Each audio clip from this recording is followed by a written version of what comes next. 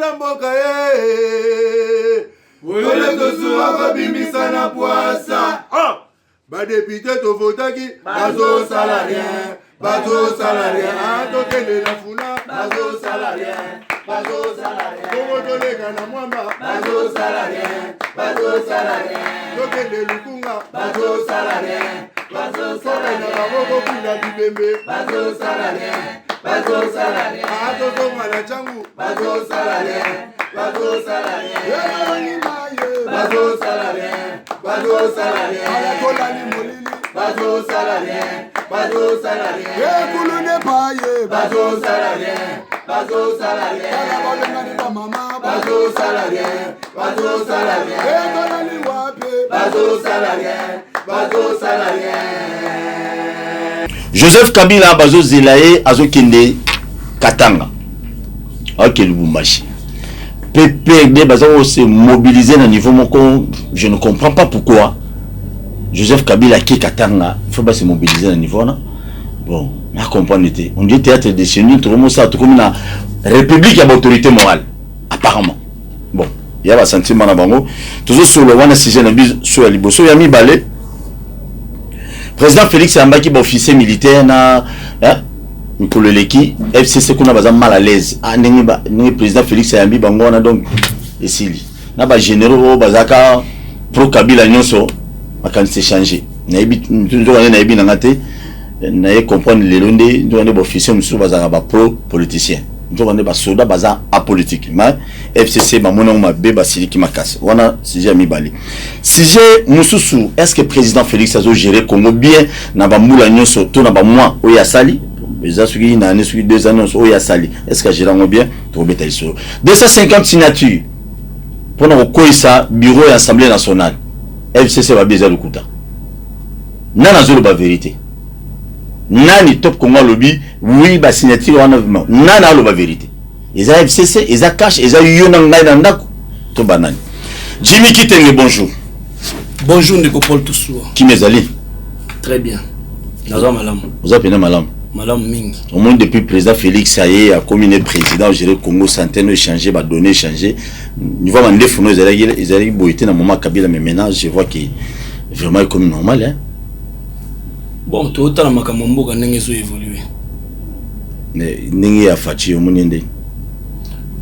Bon. Au moins la président Félix ndé. Ko personnaliser débat sur le président Félix. Non tu vois na lingi bomoiti. Ngala le biboy. Te yo ko ngate ya mituna ngai. Vas-y. Tous gérer ensemble. Non, tu comme on a dit. Na tuni président Félix Azabien. Na moi ta gérer au gérant sénégalais na gérer le Congo. Moi tam que d'après yo Jimmy Kitenge. On gère bien. Ba fa ezamo ebele. C'est 10 euros c'est combien? Te ba fa ezamo ebele. Na nous abandi pena, na la tête décollée, na nous pena sali le petit pas dans la gestion de la salamité. Tu connais pas? Oui. De nyons so sala o nyons so do asa lote. Paul Toussoua surtout bito qui na détail nango na koyebisa oboye.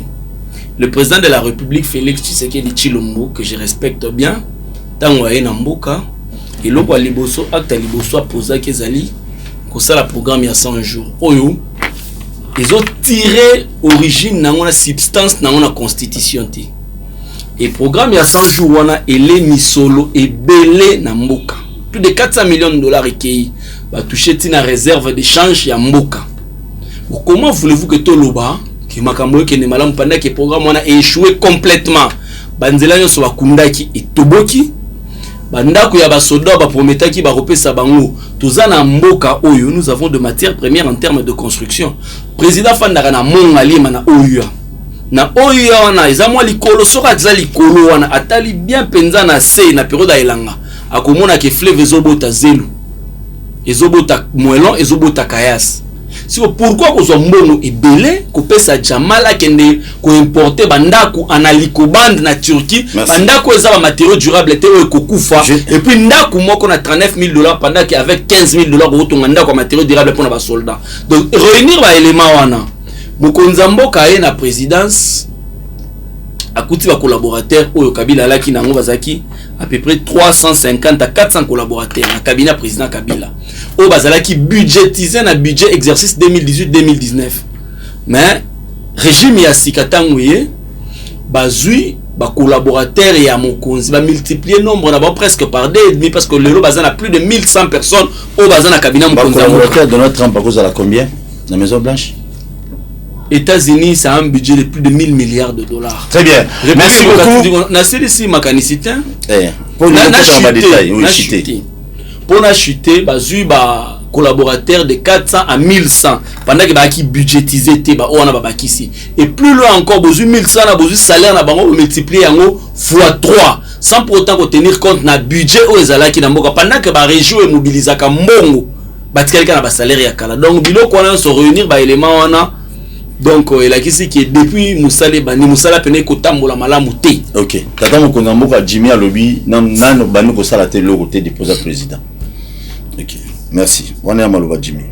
Mais Jimmy, le contexte n'est pas le même. J'analyse les faits. OK, t'es là siko zo loko ozong samuke ozong sabiso muke nanzela. Lobi na biso ndako ya préfabriqué, lobi combien? $35,000. $35,000, $39,000 selon le procès Kameri. Ok, très bien, c'est long, très bien. Ouais, Maëlle, Mikolo, tout le monde a TV a commis c'est long. Il semblerait qu'il tourne à trop. Mais dans le moment où Kabila, on a vu banda ko préfabriqué.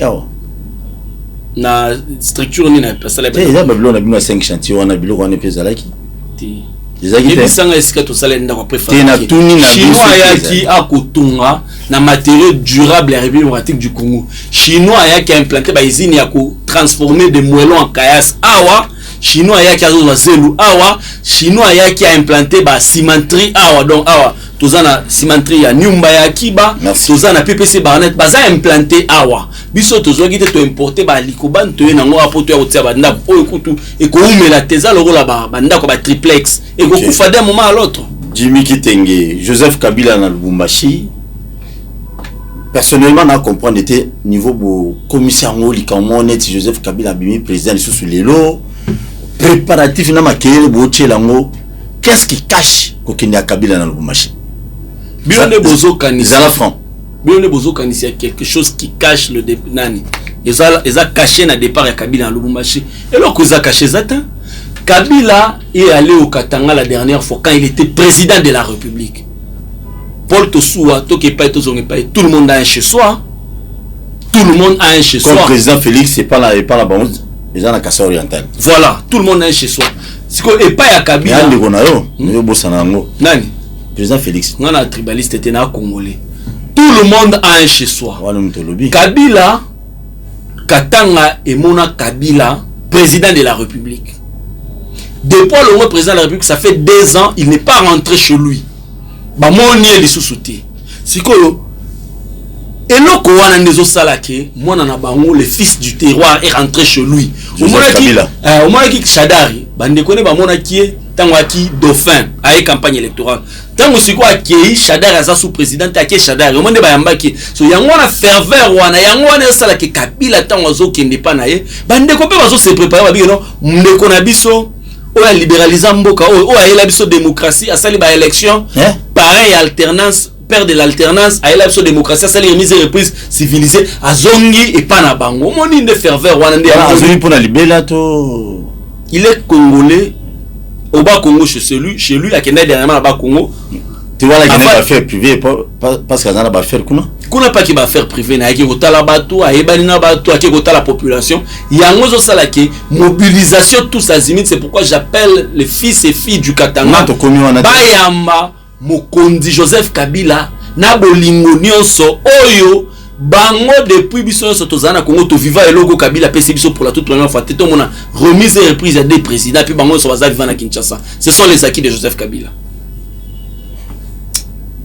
Beaucoup de la réalité belaire beaucoup de l'autorité morale.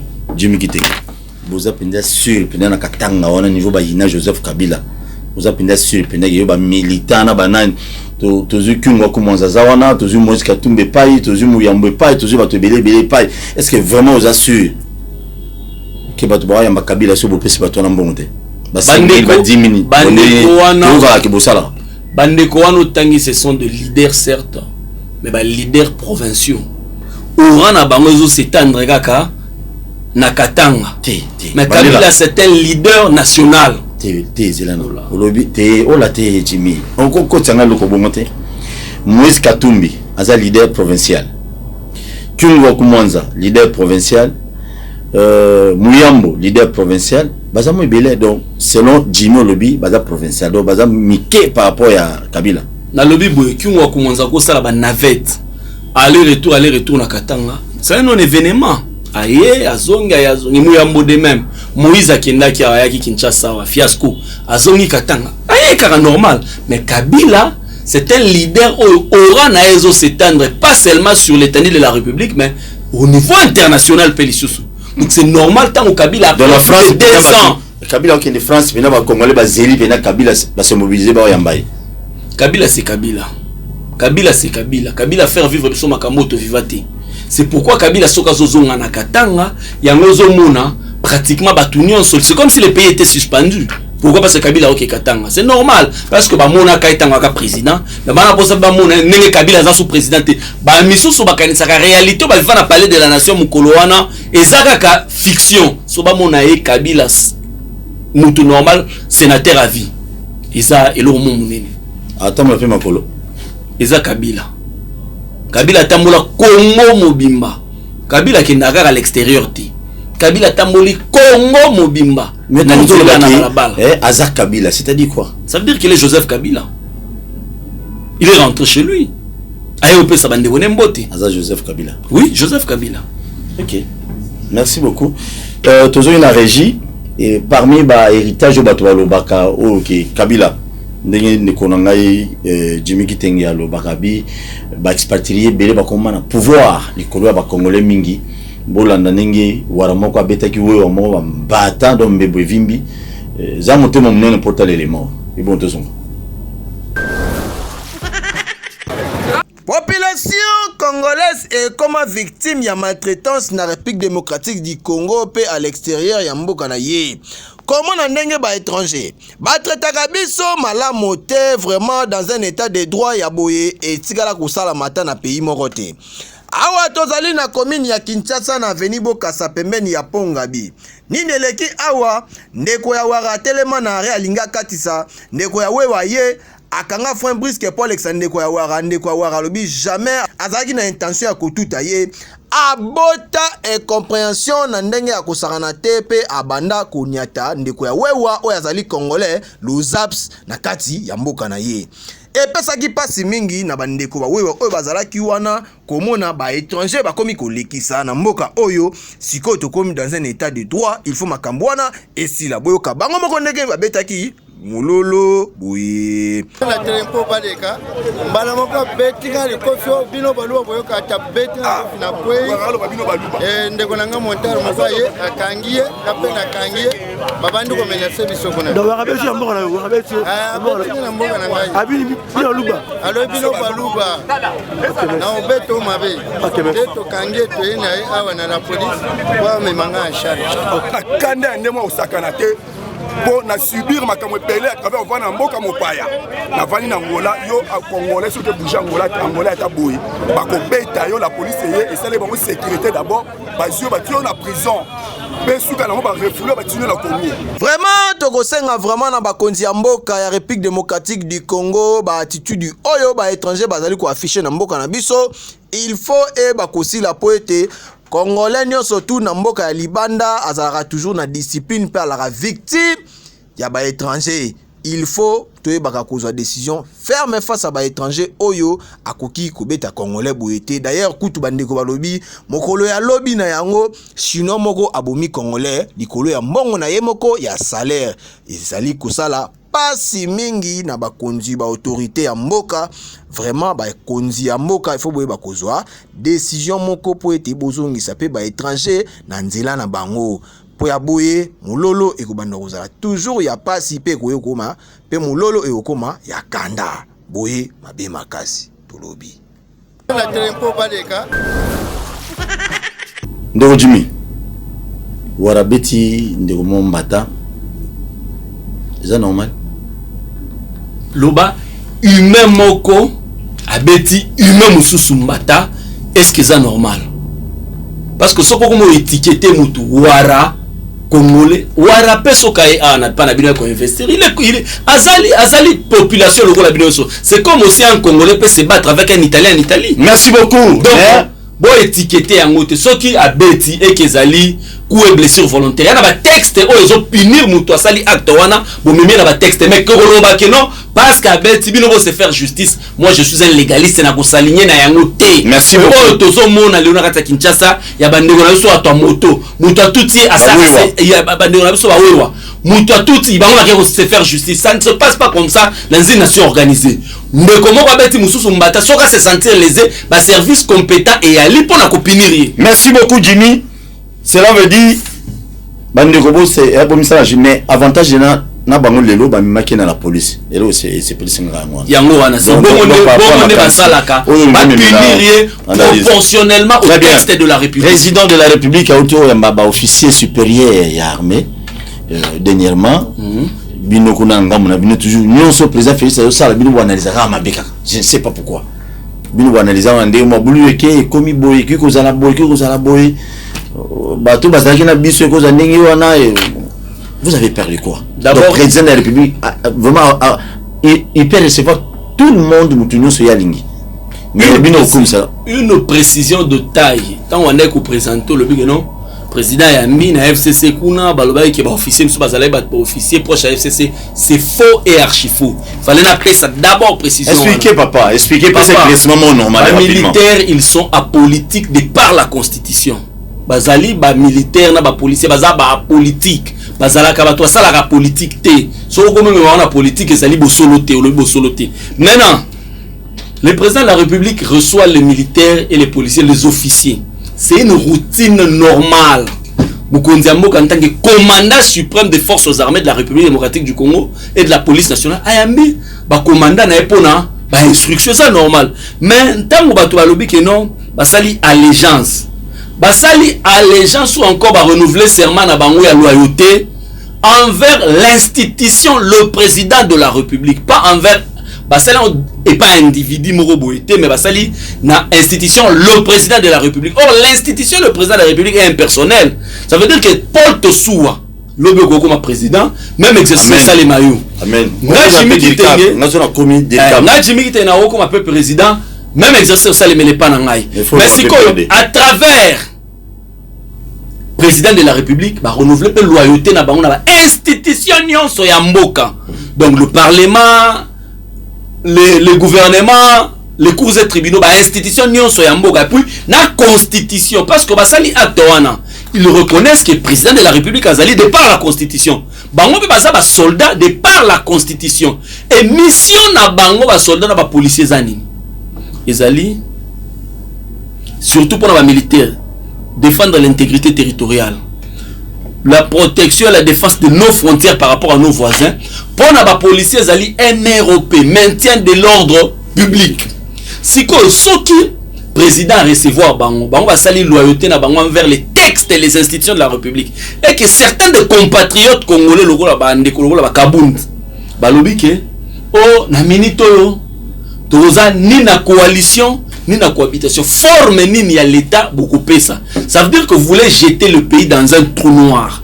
Bolingi bo jeter le pays dans le désordre. Bolingi bo jeter le pays dans le chaos. Bolingi bo jeter le pays dans l'impasse. Or les militaires et les policiers, ils ont la mission constitutionnelle et régalienne de rétablir l'ordre public. Tant que nous bolingi bo jeter le pays dans le désordre, ils peuvent même imposer l'ordre public. Yango va renouveler loyauté na bango à travers l'institution, la première institution du pays, le président de la République, à travers les textes de la République, à travers la Constitution, à travers toutes les institutions de la République. Donc, mouton n'y soit quoi un désordre, bah on peut n'abisso ba congolais de par l'article 64. Tous a l'obligation de faire échouer toute tentative ya kozwa pouvoir na nenga makasito ya kotia impasse na kao na mbuka. C'est pourquoi les militaires pe na acte on a ba poser et pas à mukonza mboka la kisi ke oyo nyonso akoya na mubulu na mboka. Ba hôtel émissaire parce que ba on faut batia kimia na sécurité na mboka. Jimmy, vous êtes pas à l'aise? Très à l'aise, non? Depuis le président Félix Aza comme président, parce que bilo rezolo bana tango obi ba soda na ba policier bazali apolitique. Oui.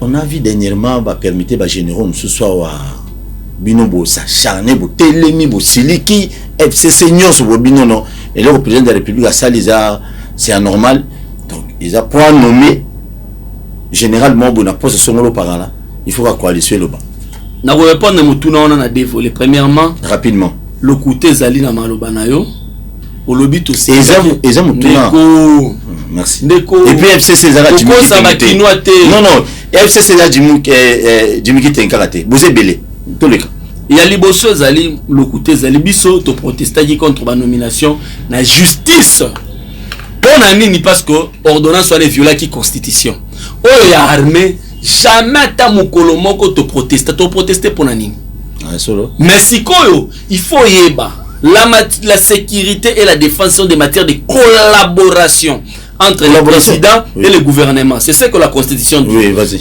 Maintenant, tant que vous nommez Bangou, le contre-saint c'est celui du premier ministre. Pourquoi? Parce que n'est pas ça Moussalana. Bah qu'on soit pas moyen à gouvernement. Gouvernement ou t'as ça en sorte que vous affecter Bango, pas que vous rejoindre va fonctionner à Bango. Surtout le contre-saint c'est une responsabilité du gouvernement. Ceux qui bah soldats bah bundi malamouté na front, ou t'as quoi pour répondre devant population à travers bah élu na c'est le gouvernement. C'est pourquoi il faudrait nécessairement le contre-saint du premier ministre parce que c'est une responsabilité. Il y a un autre qui prochainement des ordonnances comme ça. Où ils ont une haute portée à bongo significatif, il faut nécessairement un contre-saint du premier ministre et non un intérimaire. Et puis, les mises en place au sein de l'armée, bah ça la Kango sur après avoir entendu le Conseil supérieur de la défense. Or, le Conseil supérieur de la défense est présidé par le président de la République et le premier ministre est membre du Conseil supérieur de la défense. Donc, procédure on a qui respecté yango toyaki na mwambilinga minga koloba bongo mais nous on n'a pas protesté pour la nomination armée mais pour la nomination à justice et violer la constitution. Merci beaucoup Jimmy. Vous à l'aise? Très à l'aise. Tina Souka. C'est Gabouya. Tozo ni na régie ba criminel moko ba salu et sengaki ba sala lelo na butwa lelo na Selembao. Et na habité beaucoup mais ça Selembao on a vraiment on a mabité télémanam. Réunion sécurité commune no sali ça pour toi koluna toi sécurité dans la commune eleki toi qui na régie bon tozo. Ya criminalité na ville province ya Kinshasa eza kokoba se kokoba et comme vraiment kotungisa population kinoise na ndenge ya kosakana te et pesa qui vraiment pasi mingi komona na butu ya lelo vers 2h tozali awa na commune ya Selembao na avenue Kimbala précisément na quartier Molende komona ndenge ba criminel ba kota côté oyo ndeka bozali komona ba image ba sala sabotage ya kosakana te balingela deja boutique oyo bul ndenge bozali komona yango ba buki yango boye ezali boutique ya mwana mobali oyo adebuyaka na ye abundaka na ye ndeka ravi ya Kinshasa ekoma ba criminel ba kota côté oyo ba buka boutique na ye ba iba ba produit na ye pe mbongo na ye oyo atekaki mokolo mobimba vraiment epesaki pasi boyoka population ezalaki wana ndenge balobaki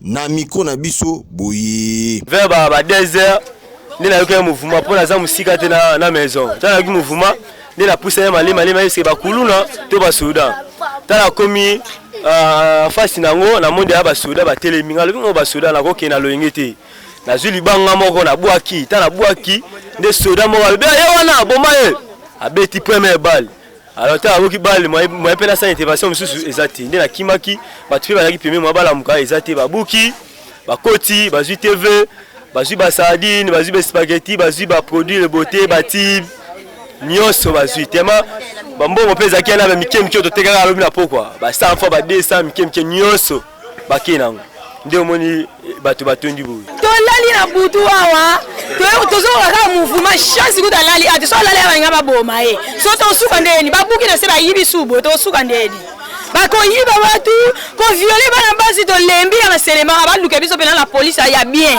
po tolembi tobaye po ni boye kosuka boye baye koyiba aba fete yango azobesa mwana bayibi ba plasma ba sete plus ba mafuta ba uli baba zale aba bete mutala soso baboma ki baba wana tozali kosenga kaka na mon général Silvano Kasongo kota na nu côté oyo na Selembao po te criminalité oyo tobengi mais armée na bakuluna bakomi ko déranger population côté oyo na ndenge ya kosakana te pe ezali kosala pasi komona molili oyo ezalaka awa po ete kotoyo mwa courant pe mobulu vraiment ekozala malamu mingi.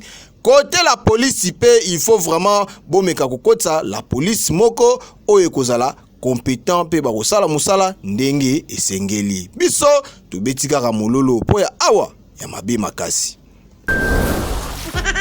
Oui, ndeko tolani na ensemble insécurité na Kinshasa mati to kiti. L'insécurité ce n'est pas seulement à Kinshasa. Ce qui n'a commis que l'insécurité à Kinshasa, ça veut dire que naza honnête envers moi-même. L'insécurité est généralisée à Kinshasa. On a flambeau dernièrement. Bon tu obeta masasi na flambeau na kotaina.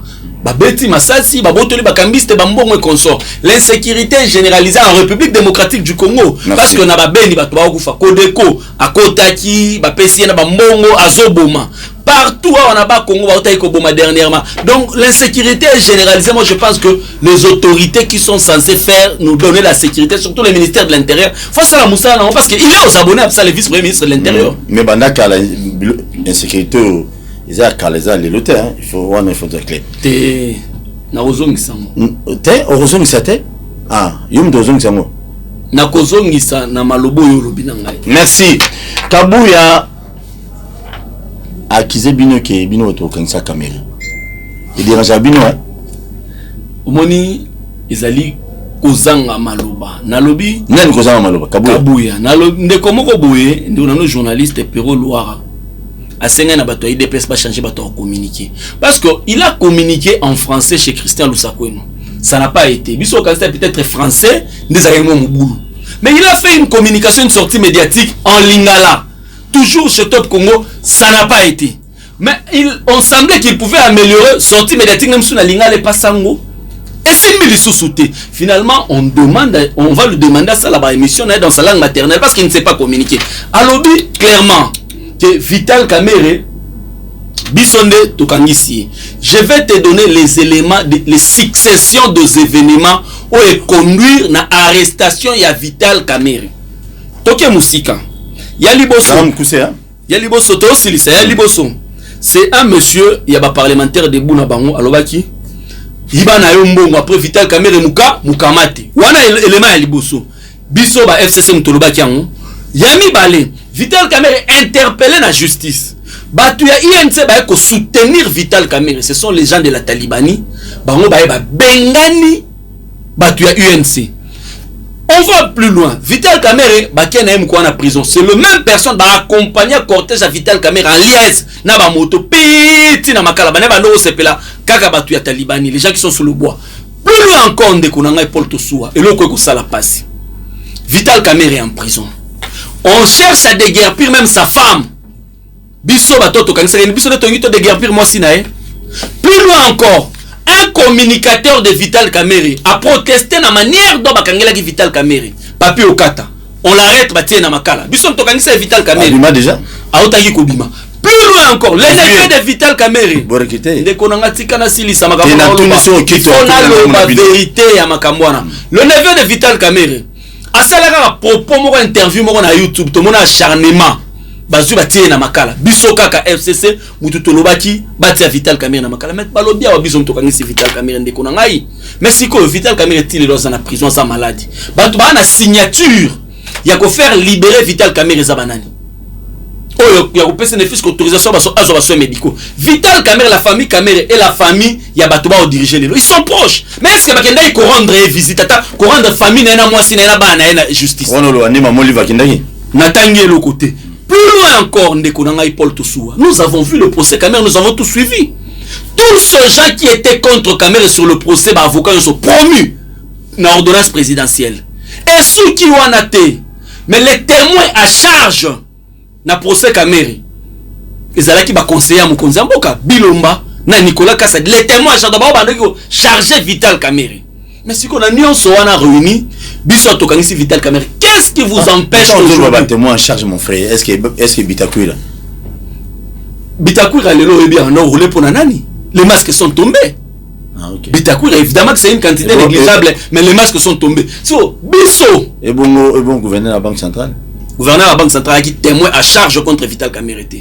Donc biso ba auto kangisi Vital Kamerhe biso peut empêcher bino bo signer mukanda pour que akene ne fils que soins médicaux libanda. Oyebi moi je salue quelque part na UNC hein le courage de certains jeunes tels que l'autre ici c'est Leyemba, malgré qu'il est à la présidence, malgré qu'il est en train de subir cette dictature tribalo-talibane, mais il est quand même en train de dire non na ba pratique avec beaucoup de courage. Nengemoko Billy Kambale est en train de le faire. Il a demandé le code sur l'arrestation de Vital Kamerhe. Nengemoko Tochumani Kisombe Salem, mais contrairement à ceux qui se disaient proches et amis de Vital Kamerhe, ils sont attachés aujourd'hui à la poste à vice-premier ministre, à la poste à ministre d'État, en lâchant Moutou Oya Mema Bango Bisika Wana Vital Kamerhe. Moi je pense que ministre on était quand même. Papa, Tokomara quelque part parce que Moutou va soutenir. On ne sait pas réveiller directement ministre. Même il peut nous là ou bien vice-ministre. Vital Kamerhe. Quand il y a FCC. Nazakunate Vital Kamerhe nde Moutou asali ke bazala Sika Wana.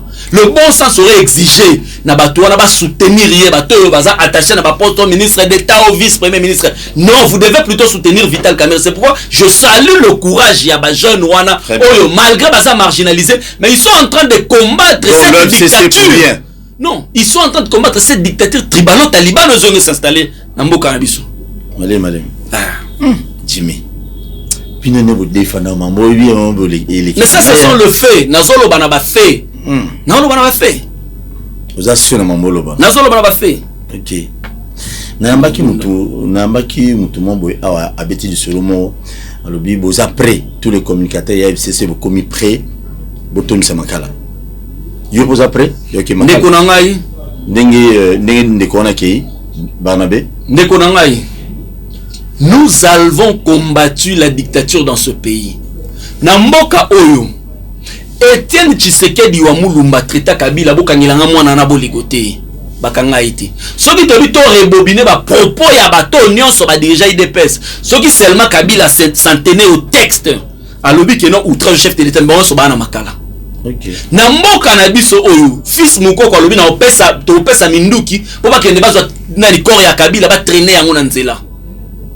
Mutu akanga ya zate na mboka oyo un monsieur à parlement debout qui est sous le bois afinga mabunda tina intimité na ya bomwasi deuxième institution ya mboka wana communiquer na oki kotanga ete je ne le maîtrise même pas, je maîtrise pas son autre talaka vidéo communiquer ta moko ya présidence pour na ko déplorer communiquer ministère ya justice te aucun procureur ne s'est saisi pour na nani pour se saisir pour la question wana attends mutu moko te mais lelo oyo bo kanga batu parce que Henri Majalobi je vais te rétorquer une chose ndeko na ngai Henri Maji les propos qu'il a tenu ce sont les propos que Kabouya a tenu.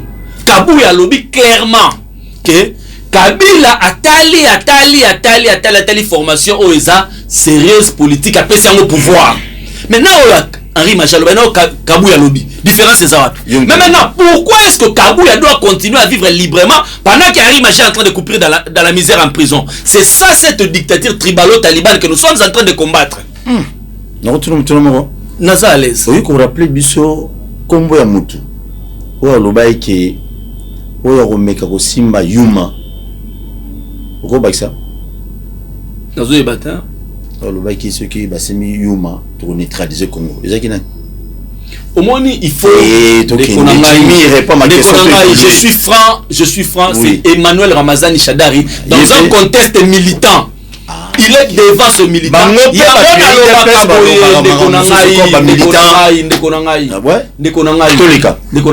Kabunda Lobaki Congrès utilise 7 millions de dollars.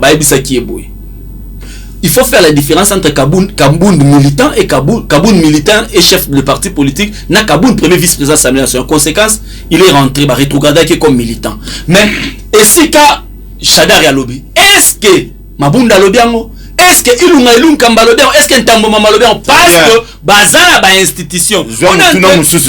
Problème est Nazara pour Tango bakangaki tunde ya Kasende. Bokena siège à PP de bino nyonso na butu wana ba téléphone. Tango bayaki bakanga ngai. Yeme ya lobby kende. Wana yepa lobaki comme militant. le propos de Tunda ya Kasende n'engage que Tunda ya Kasende. Très bien, merci. Ça pourquoi? Tous la régie, vous comprenez, hein? Azu d'abord 2-0 déjà. Tous la régie, vous savez le les Maya Wenzia Kabila salité makasi na Kimantseke. Habité hein, ce que j'ai héritage qui a Kabila parce que beaucoup mais ça j'ai kuna FCC. On est monté des personnes na comme à Kimantseke. Donc Kimantseke ça li babia ko ba ja ba beaucoup mais ça bon tolana.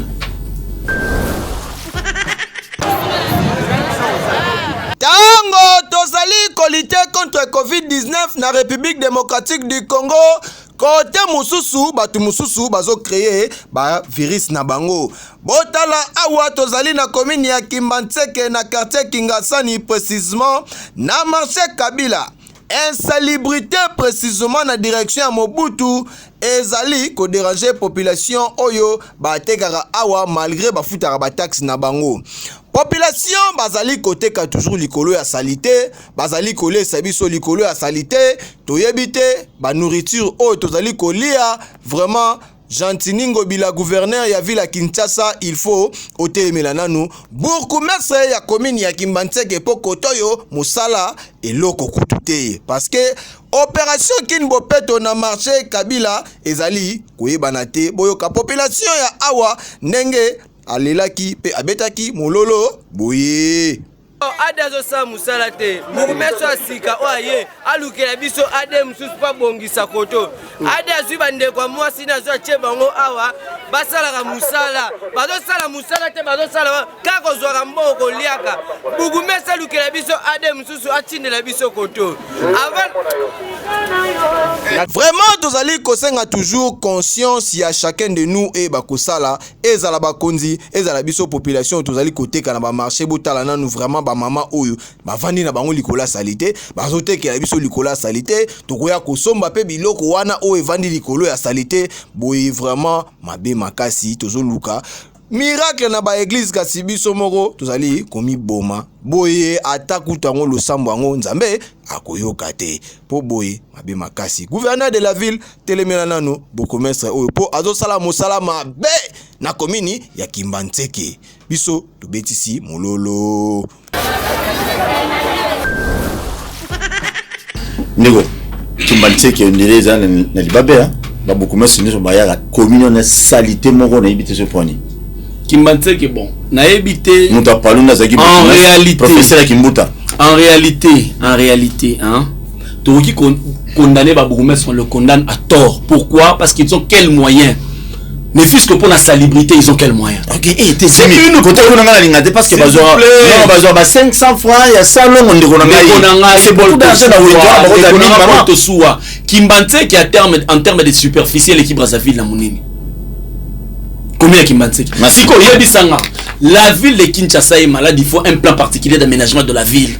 Ce ne sont pas des solutions palliatives, il faut une solution définitive, un plan particulier d'aménagement de la ville. C'est ça la solution. Merci beaucoup.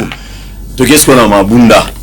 To la nagi na biso nyonso na ba réseaux sociaux, na ba chaîne, tout un peu partout. To mona ki ba to mo ba telemaki. Ba député koko nyanga zaki na liboso na ba tumso simana e ba mo. Il semblerait que ba to nso ba député. Mais ba tumso ba lobby ezana ba assistant ba député mususu nde ba telemaki na sima pour ba bakisaka effectif et mata. Ya FCC. Ba lobby déjà 250 signatures. Ba signé déjà. Pour nous couper ce bureau Assemblée nationale. FCC. Malobeza mboka. Ndekolanga Paul. Ça la flanc comme sur le lobby que non 250 signatures on déjà déjà au coca. Et puis ma BPT. Ndekolanga Paul Toussour pour une pétition de ce genre, il faut 150 signatures. So yebi sangai, hein, muto il faut asala effort ya 150 signatures, asia sali yango. Et là, on dit que zanga mutwana qui ne ko déposer directement parce que le bon sens aurait exigé na bandekwana mukoloka ba kokisa 150 signatures ba qui ko déposer rapidement. Soki ba sala en hauteur, ti base la 250 comme aventure parce que Mabunda azwa ki 305 signatures ya motion de soutien. On va soutenir. Ce bino bolobi bo na 250. Soko aujourd'hui 250 plus 305 ça lit 550. 555.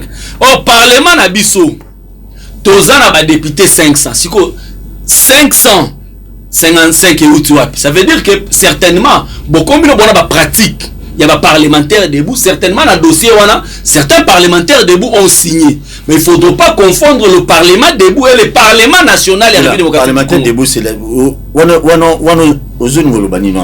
il faut expliquer bien. Le parlementaire debout, le parlementaire parlementaire debout. L'Assemblée nationale a 500 députés. Mabunda bénéficie de 305 députés. Oyo, basali motion de soutien. Je ne vois pas un député signer une motion de soutien à Mabunda. Et puis, na même temps qu'il a signé le sous d'échéance à Mabunda. Non, ça ne se passe pas comme ça. Si Mabunda a un document de 305 signé pour y, ce boulot on a 250. Or, et l'autre, on a vu nos autres 150 ya Pamba. Très bien. Mais bien, on a 250. Si on s'est calculé, ça a combien? 555. Or, Parlement a 500 députés. Ça veut dire que vous suivez le parlementaire debout, on peut pas signer, on peut 250. Le parlementaire debout, il n'y a pas loup. Il y a évité. Il y a DPS. Certainement. On va remplacer. Peut-être parce que on va le parlement wana et ça parlement ma béboma député Tikanyoka. Lelo oyo na évité ceux qui 250 ans ba député ba ces gens na ligne wala de ba to baza sous le bois na ba bokasa na parci par là to éviter. Ngo bino parti na bino rutu o ba parlementaire debout baza raté. Début sur la partie mo organisé. Donc comme ils ont organisé beaucoup ça ba parlementaire débouté. Toi na posa na yango te système wana. Ah OK ça va. Tant bino ils ont organisé cela veut dire Palou ils ont désorganisé. Na tangi Palou. Non, ils ont tout là il y a un début bo approcher qui ba on a moment wana boya bo chabiso po boye puis bo panza mo la gâteau. O le belo mo boy kotinga o le baki auto le baki 305 députés ba signé qui pona motion de soutien à madame de soutien à Mabunda. Mais FCC besoin a 338 députés. Alors ndambo wana likolo wana baza. La première mouture FCC toi il a 338 députés. Mais il y a pas quand tant bozo sala document ya bon. Il y a certains des députés lelo to lo babo. Mbui Kabangu azan Lubumbashi. Kabange Numbi ana Lubumbashi. Oyo aza esikatel. Oyo aza esikatel. Na aucun moi-même certains des journalistes auto-respectaka bazo s'en tenir na déclaration à FCC moi photo na bazo bazaki 300 quelques. Est-ce que 300 et quelques ne faut pas ya na déclaration. Déclaration on peut prendre un échantillon. Par contre échantillon. Est-ce que la déclaration on mona ki mova? On mona ki Oba Minaku. On mona ki Nemi Mwilania. On mona ki Jambu Lyongola. Au moins qui Lumanu, au moins qui Ngoïka Sange. Et la question c'est que bah député FCC au PPRDT. Basali ou bien Balongwe. Basali, mais pour une déclaration il faut un échantillon. On va dire échantillon. Mais le document, il y a motion de soutien et ça a 305 signatures. C'est ça la précision qu'il faut apporter. Ok. Jimmy Kitenge émission na biso esili a. Jimmy. Nana mutuna tuna yo. Vraiment c'est pour ça nga ezako la cadeau anniversaire zo pe sangai. Vous êtes disponible? Très disposé. Ok. Mutuna wana suko oponi mutu moko o lobby le poko ponier. Tozui Ari Majosa na prison. Tozui fils moko to tchebango liboso. Ba lobby les deux biso nyonso toza tedon li lobby tikele pas Jimmy Kitenge. Ponela biso entre Ari Maji na fils moko ponela biso mutu moko o akui kozala gouverneur ville à Kinshasa. Entre les deux, au comprenant rapidement, et monsieur Siliko Milati. Pour raisonner mingite, vous avez une réponse sur moi pour ne faire ce que vous prenez car tout kendi. Henri Maji assistant à café politique. Na ponite na lobby ka Henri Maji ba no assistant à café politique, c'est tout. Na ponite? Té ngana lobby no pour. Ngana lobby boy. Henri Maji abana ko assistant à café politique. Je suis mon coco. Na lobby Henri Maji abana ko assister na ba café politique, c'est ce que je sais. Donc comme abana ko assister na ba café politique, na ko gérer ville. Ça veut dire qu'il a un sous-bassement.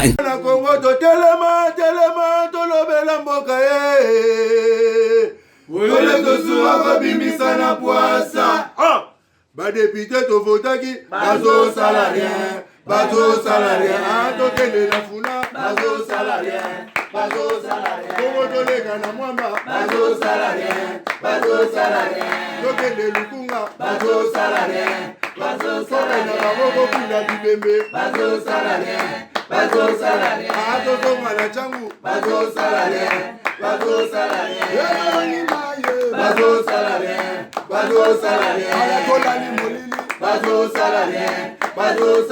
ekulu ne paye bazo salarien mama bazo salarien etonali wape bazo salarien